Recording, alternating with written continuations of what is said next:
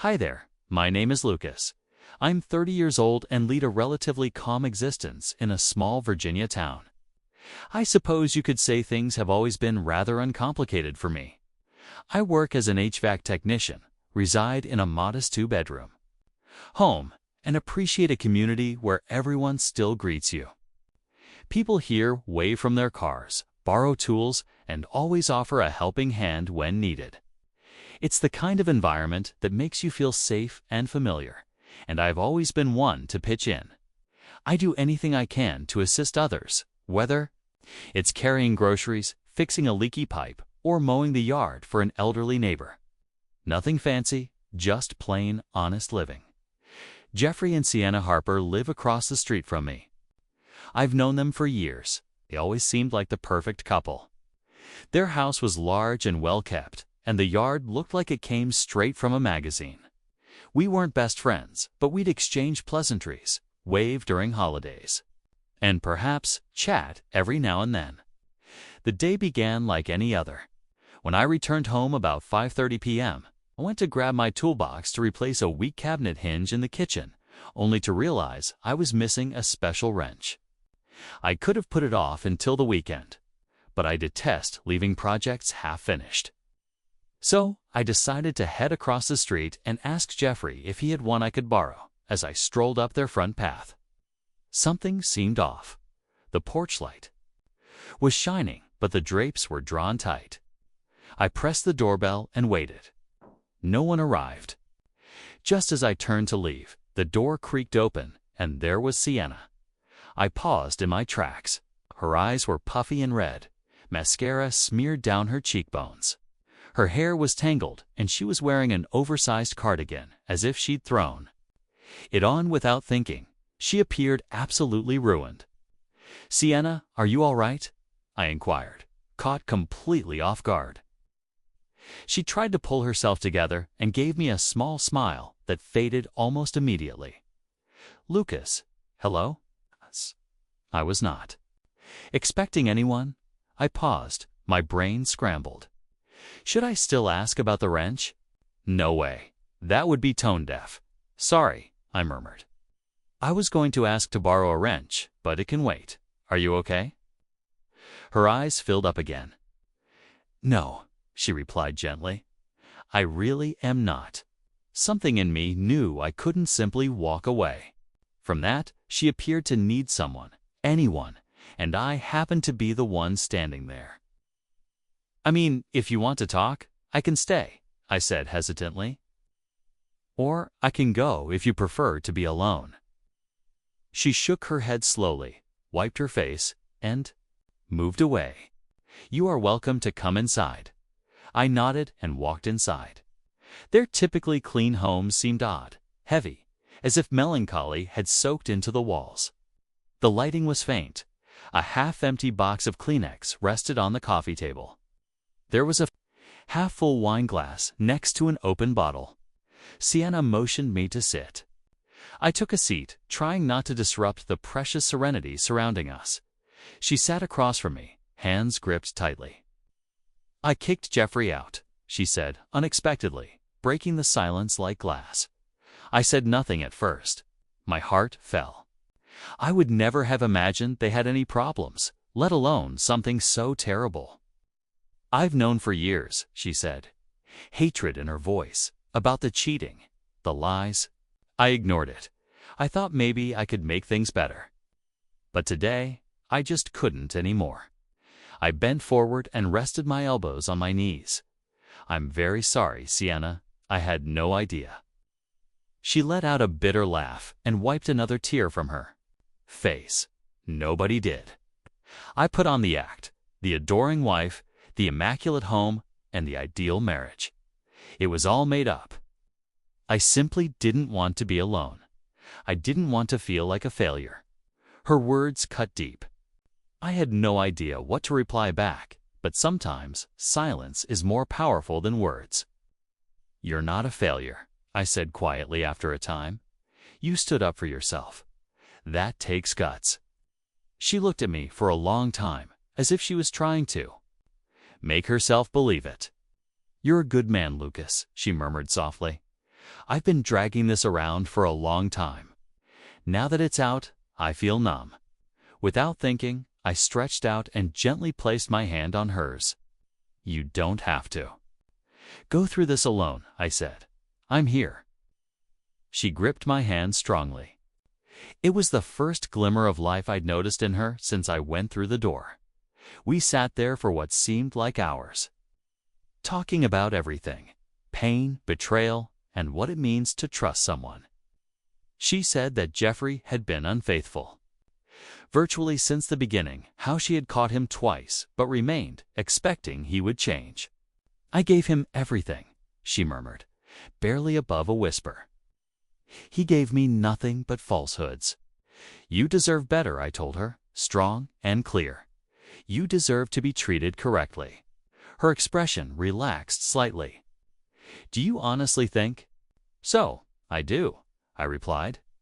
I mean it. The clock struck midnight, and the wine bottle was almost empty. I rose up slowly and stretched a little. I should definitely get going. It's getting late. She stood up and walked me to the door, but then stopped. I could see her struggling with something, as if she was torn between wanting to speak and keeping it inside. Finally, she looked directly into my eyes and murmured softly, "You can stay if you want." It took me off guard. Her voice was subdued and harsh, with no hint of flirtation or romance. She did not want to spend the night alone. I gave a slight nod. All right, I will stay. She led me back to the couch, where I sat next to her. She leaned lightly against my shoulder, as if it were the only thing keeping her steady. Minutes turned into hours. Her breathing gradually slowed, and she fell asleep against me. I sat there, in the dark, wide awake, peering into the silence of the room, knowing deep down that the night had changed. Something between us, morning light, filtered in through the half-closed curtains. I blinked, realizing that I hadn't moved all night. Sienna was still there, sleeping on my shoulder, breathing quietly and peacefully. I carefully moved my arms so that I wouldn't wake her, and I sat still, taking in the silence of the house around. U.S. The weight of last night lingered in the air, dense and unspoken. After a time, Sienna moved next to me. Her eyes slowly opened, and for a moment she appeared perplexed. Then it struck her where she was. She pulled back slightly, tucking her hair behind her ear, and murmuring, "I apologize." "Don't be," I said gently. "You simply needed someone." She stood up with a faint, exhausted smile on her face. I should brew some coffee. I followed her into the kitchen, which seemed unusually clean given what had happened the night before. She moved silently, almost automatically, pouring coffee grinds into the filter and refilling the pot with water. I didn't say anything, simply watched and gave her room without pressing. When the coffee was finished, we sat down at the small kitchen table. The only sounds were the clock ticking and the refrigerator humming in the background. She finally exclaimed, "I can't believe you stayed," gripping her cup with both hands as if it were the only warm object in the room. "I couldn't just walk out," I responded. "You shouldn't have had to endure that night alone." She looked into her coffee for a moment. Jeffrey would have left. Actually, he did leave. He ran away whenever things became tough. I slumped back in my chair, unsure what to say. "You deserve someone who stays," I remarked after a pause. "Someone who doesn't flee the moment things get tough." She let out a deep sigh and shook her head. "I'm not even sure what I deserve anymore. I thought I had everything worked out. You?" "No. The home, the marriage, the entire future. Now it feels like everything has crumbled." I nodded slowly. Sometimes the components must come apart in order to make way for something better. She gave a wistful smile. "You sound like my therapist." I laughed a little. "I guess I've suffered enough pain to pretend wisdom." That took her off guard. "You really? You constantly seem so together." I shrugged. I was once engaged. She called. it off 6 months before the wedding, said she wasn't prepared. I thought I'd never recover. Yet life keeps tugging you forward, even when you aren't prepared. We sat quietly for a while, understanding each other as only two wounded people can. After finishing her coffee, she looked toward the door. "What?" "To take a walk. I just need to get out of here for a while." The late morning air was crisp but not unpleasant. We went down the calm neighborhood streets, passing familiar homes and well-kept lawns. Strangely, nobody waved this time.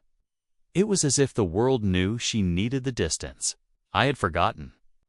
"How it felt to breathe fresh air," Sienna remarked quietly, strolling near me. "I've been caught in my own thoughts for far too long." I looked at her and observed something unusual about the way she carried herself, as if a layer of tension had finally been released. "You are stronger than you give yourself credit for," I told her. She gave a faint, unsure smile. "That's kind of you." As we walked, the talk shifted to lighter topics. Movies we enjoyed, awful takeout orders, and old vacation misadventures. She slowly began to laugh again. At first, it was silent and uncertain, but it ultimately got easier, freer, real. I felt myself smiling, simply looking at her. "It's lovely to hear you laughing again," I said. "I hadn't realized how much I missed it." "I am neither," she responded. "It seems like forever since I've felt anything close to normal." By the time we reached the last corner back to her house, she looked different, still worn and healing, but no longer buried beneath it. At the bottom of her front stair, she looked at me. "Thanks, Lucas. I don't think I've ever had somebody show up as you did." "You don't need to thank me," I replied honestly. "I'm simply thrilled I could be there." She stared at me with steady eyes and a little trembling voice. "I've spent years surrounded by people, and I've never felt so safe." I wasn't sure how to answer, but I felt it too. There's a gentle draw between us. Something whispered, but "Riel." I gave her a slight nod and spoke softly. "Sienna, please contact me at any time." I began to turn back toward my place when I felt her hand softly wrap around my wrist. I paused and looked back at her. "Do you mind staying for lunch?" she inquired, her tone almost timid. "I understand it's a hefty ask after last night, or I simply don't want to be alone." That struck me square in the chest, her honesty and vulnerability. It was not dramatic, simply real. "Of course," I replied with a pleasant smile. "I would love to." We ended up in the kitchen together, making sandwiches and joking about how poorly I butchered the tomatoes. We sat down and ate as if we'd known each other for years. The awkwardness gone, the talk flowing naturally. That's when I discovered she loved to garden. She collected antique postcards. She couldn't stand mushrooms, but enjoyed mushroom soup. The warm golden sunlight came in through the windows, and I had a peaceful realization. I did not want to leave. She didn't need to say anything. I could see it on her face. She didn't want me to leave either. It was not romantic yet, however. There was something real there, a link formed from fragmented fragments. When I eventually stood up to leave hours later, she led me to the door. "Thank you again, Lucas," she whispered softly. "You've no idea how much this meant. I'm here, as promised, whenever you need." Walking back to my house, I had a sense of calm that I hadn't felt in a long time. My life was always simple, predictable, and it had been plenty up until now. Meeting her in the midst of her storm had already shifted something in me. I hesitated before closing my front door, taking one final look at her residence. I knew deep down that I'd be back. The next few weeks fell into a calm cadence that neither of us had anticipated. I would stop by after work to see how she was doing, sometimes just to say hello, sometimes with a coffee or a tiny bouquet of flowers from the market down the road. At first, I had no idea why I did it. It simply felt perfect. I was not attempting to impress her. I only wanted to see her smile, and slowly she did. The first time I brought her flowers, simple daisies and sunflowers. She marveled at them as if they were the first act of compassion she'd witnessed in years. "No one's ever brought me flowers just because," she murmured quietly, her eyes streaming. "Well," I said with a smile, "now someone has." Our afternoons were frequently spent on her veranda, sipping coffee or lemonade and watching life go by.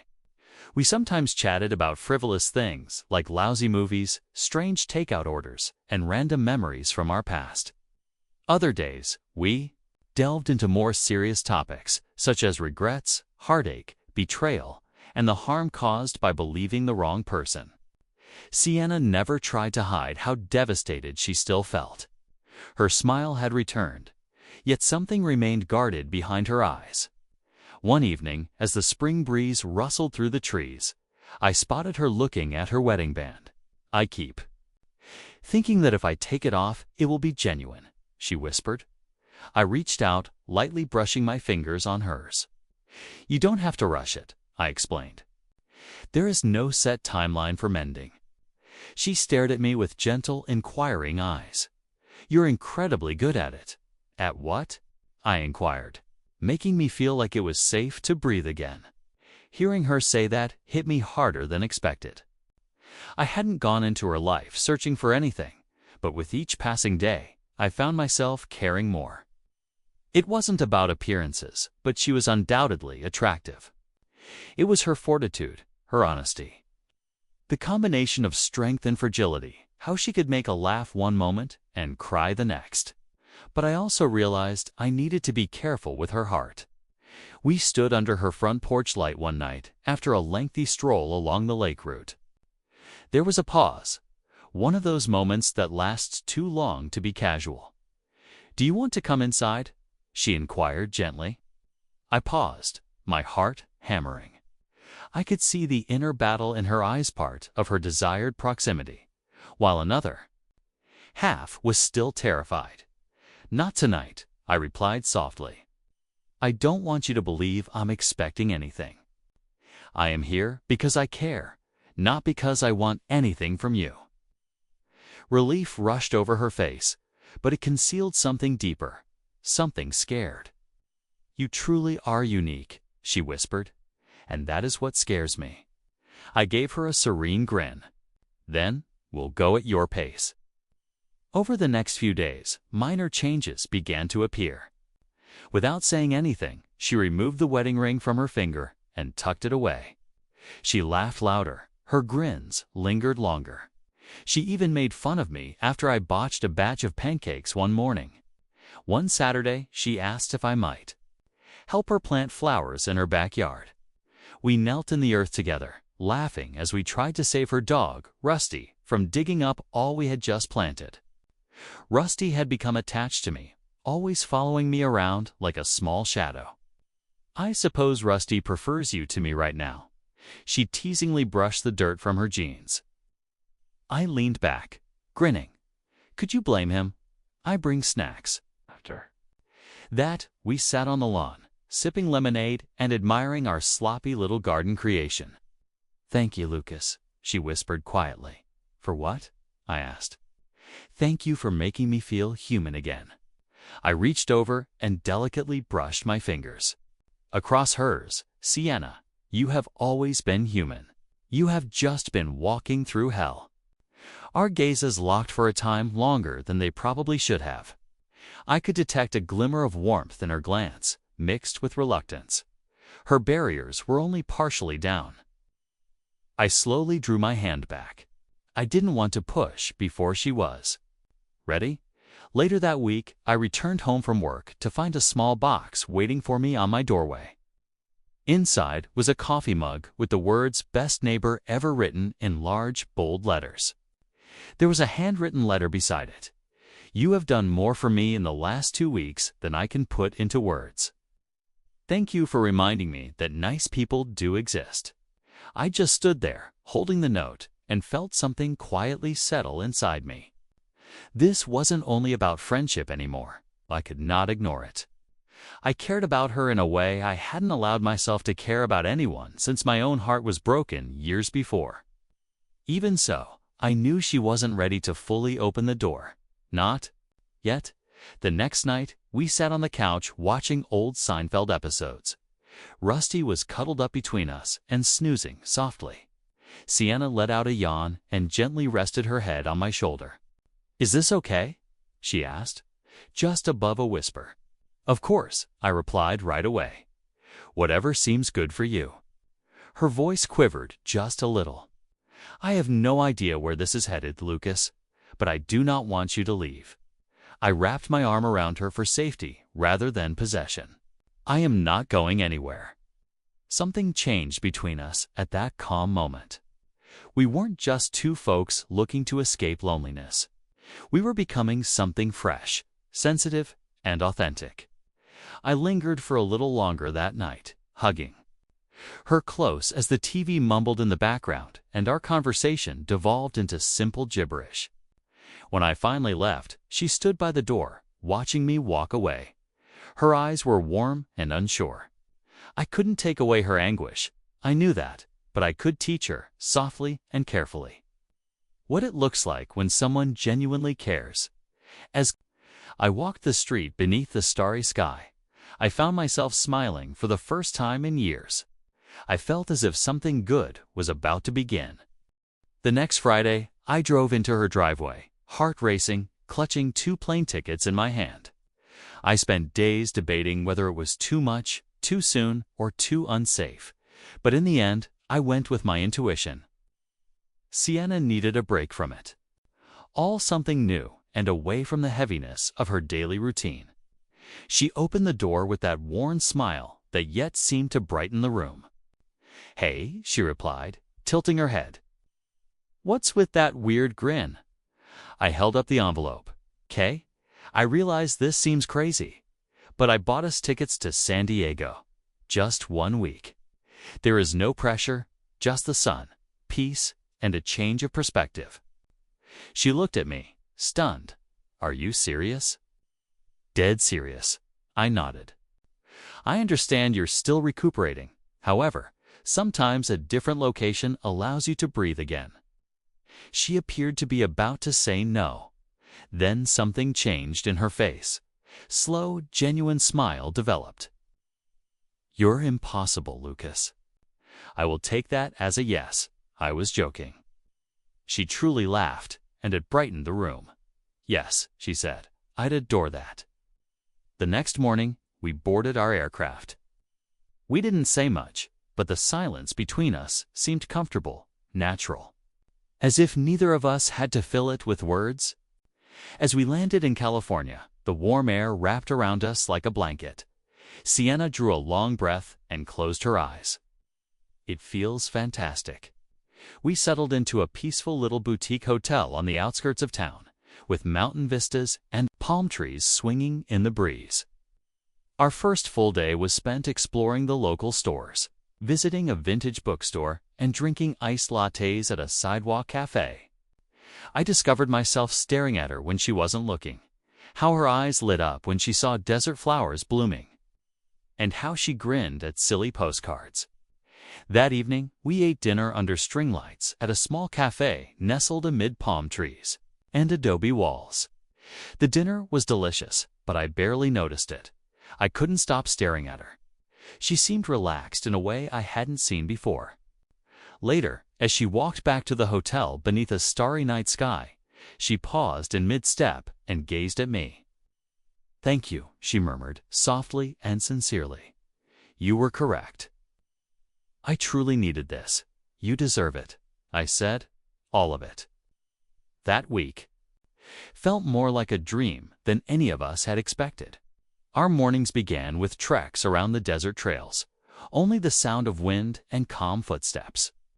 In the afternoons, we'd relax by the pool, sipping cold drinks, reading, or simply conversing about anything and everything in the shade. One afternoon, I caught her gazing out at the scenery, her face gentle and tranquil in a way I hadn't seen before. "I never thought I'd feel peaceful again," she remarked softly. "But you gave me that, Lucas." I reached for her hand, and this time she didn't back away. Every night we'd try a new restaurant or bring takeout to our hotel and eat on the balcony. Watching the sunset behind the mountains became our calm little ritual, and something in the air between us began to move. What began as a casual friendship had evolved into something deeper, something we hadn't expressed out loud but both felt. On the sixth day, we hired bikes and rode them through the botanical gardens' twisting trails. The place was vibrant with color and sunlight. Sienna paused at a patch of yellow wildflowers. She stood still and stared. "My mother adored these," she whispered softly. "She used to tell me that beauty can be found even in the most difficult situations." I took a step closer and placed a gentle hand on her shoulder. "She would be proud of you." Sienna flashed me a sorrowful smile. I believe she would be. "Lucas, I finally found someone who sees me. This is the genuine me. Not only the polished version, not the ideal wife or woman who keeps things together." Her words struck me square in the chest. I wanted to tell her I loved her right then and there, but I kept it in. The timing was not ideal, and she was still recovering. I didn't want to rush something that was becoming so genuine. Before we knew it, our final night in San Diego had arrived. We decided to take a walk along the resort's edge, where the wide desert gave way to the mountains. The sky was painted fading orange and gold, illuminating the faraway peaks. We walked silently for a bit until Sienna came to a halt and turned to face me. "I had been dreading getting home," she said, "but for the first time in years, I believe I can do it, thanks to you." I softly grasped both of her hands in mine. "Sienna, you did it. I had the pleasure of strolling beside you as you made your way back." Her voice lowered to a whisper. "I am still terrified, Lucas. I'm scared to believe. Again. I'm concerned that you might leave." I carefully brushed my thumb across the back of her hand. "I am not going anywhere." And for the first time, she leaned in and kissed me. It was not an urgent matter. It was not passionate. It was kind, purposeful, and filled with calm hope. When we separated, we didn't say anything. We did not need to.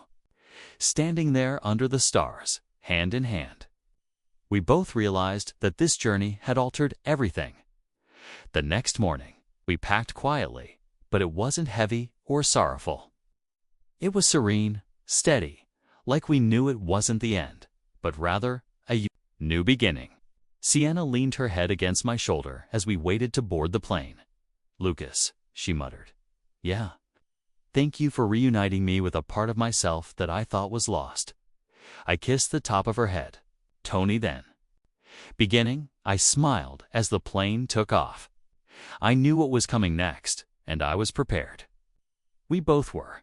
When we landed and made our way through the small airport back home, something in her changed. What was the weight she used to carry? It was lighter now. Her steps were not hurried. They were also not guarded. She had a serenity about her that I had never seen before. The ride home was fairly quiet, but the quietness between us felt comforting, easy. When we arrived, Rusty greeted us as if we had been gone a year. He ran down the hall, almost knocking Sienna over with his eagerness. She laughed, dropping to her knees to hug him, and for the first time, I realized how lovely her laughter was when it was unburdened, pure and free. In the weeks that followed, life took on a new cadence. We still went for evening walks, bought awful takeout, and spent nights watching old sitcoms or simply lying on the porch in the solace of silence. However, something was different now. There was closeness, a sense of tranquility, a knowing. We did not need to discuss it. It was simply understood. Neither of us wanted to lose what we were gradually accumulating. One night, as we walked our normal lakeside trail, she softly slid her hand into mine, without hesitation. That one gesture conveyed more than words ever could. We paused at our favorite bench overlooking the water. The sky was shimmering with pinks and rich oranges, and the breeze felt soothing against our skin. Sienna let out a long, languid sigh, the kind that indicates someone is finally able to breathe again. "I didn't expect to feel whole again," she murmured quietly. "You were never broken," I responded. She grasped my hand. "You were only hurting. You have no idea what you have done for me, Lucas. I don't know how to say thank you." "You don't have to." I had known what I wanted to do for quite some time. I'd mentally rehearsed it 100 times, running through every possible outcome. And then I realized it was time. I stood slowly and turned toward her. Raw. She gazed up at me, bewildered, her face soft and inquiring. I dug into my jacket and brought out the small velvet box I had been holding since we returned from San Diego. Her eyes widened as soon as she saw it. "Sienna," I began, my voice steady despite my pounding heart. "Neither of us expected this. We were not looking for it. What we discovered, however, is real." I paused, scanning her gaze. "You've made me believe in love again. You've shown me what it means to care without keeping score, to stay even when things are chaotic and uncertain. I can't imagine my existence without you in it." I opened the package and found a modest, stunning diamond ring. "Will you marry me?" Sienna looked down at the ring and then back at me. Her hands shook as she carefully brought them to her mouth, and tears welled up in her eyes. "I don't know what to say," she said, her voice quivering. "Then express how you feel," I kindly said. She shook her head, laughing despite the tears streaming down her cheeks. "You took me completely off guard." I grinned as my heart pounded. I have been known to do it. Sienna stepped forward, wiping her eyes. "It's been 15 years, Lucas. I've spent 15 years feeling invisible in a life where I offered everything to someone who paid little attention. I honestly believed I would never be enough for anyone again. Then you crossed the street and gave me my life back." She clasped my face in her hands, her touch warm and confident. "Yes," she whispered, her voice cracking. "Yes, Lucas, I will marry you." I placed the ring on her finger while her tears poured freely. Her bright, dazzling, and life-filled smile illuminated the dying day. We hugged each other close, neither of us wanting to let go. Her head rested on my chest, and for the first time in a long time, both she and I felt utterly protected.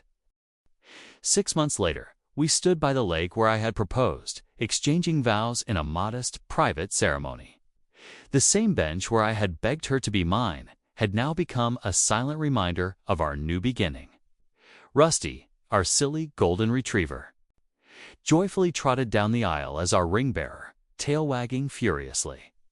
Close friends and family joined us as Sienna and I pledged our lives to each other beneath the gentle Virginia sky. I promised her that I would adore her on good and bad days alike, be patient while you heal, and never stop showing up. Tears streamed down her cheek as she grinned through them. "I promise to let myself be loved," she continued, her voice firm but impassioned. "Believe that this is genuine, and never forget that you saved me when I couldn't save myself." When the officiant finally declared us husband and wife, I kissed her deeply and completely right there beneath that vast blue sky, surrounded by everyone who mattered. Our life together was far from perfect. There were difficult days, nights when fear crept in, times when old wounds were reopened. However, we never confronted any of it alone again. We held hands throughout the storm. We traveled. We adopted another rescued dog. We transformed her house, now ours, into a haven of laughter, light, and second chances. Evenings were frequently spent on the porch, with Rusty dozing at our feet and the lake sparkling in the setting sun. Sienna would put her head against my shoulder and mutter, "I never imagined I'd have this." And I would always respond in the same way, "You deserve every second of it." What we had did not originate from a flawless fairy tale. It stemmed from patience, from kindness, from believing again when it was difficult, to choosing each other when it would have been easier to walk away. That was our narrative, and everything turned out just as planned.